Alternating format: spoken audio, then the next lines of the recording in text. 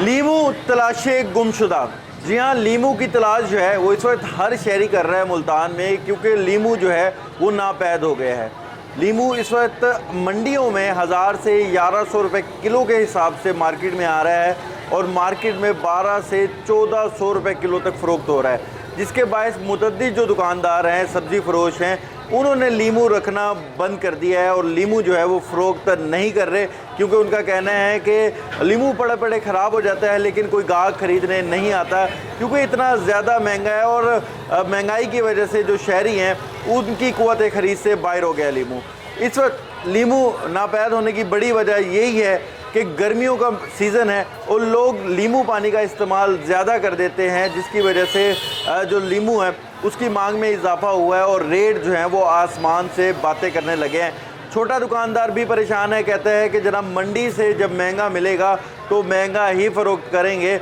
और अब तो महंगा फ़रोख्त इसलिए भी नहीं कर रहे क्योंकि कोई ख़रीदार ही नहीं है। और जबकि शहरी जो हैं वो हुकूमत और प्राइस मजिस्ट्रेट से यही मुतालबा कर रहे हैं कि लीमू की बढ़ती हुई जो कीमतें हैं इसके ऊपर एक्शन लिया जाए, ताकि जो मुनाफाखोर हैं, जो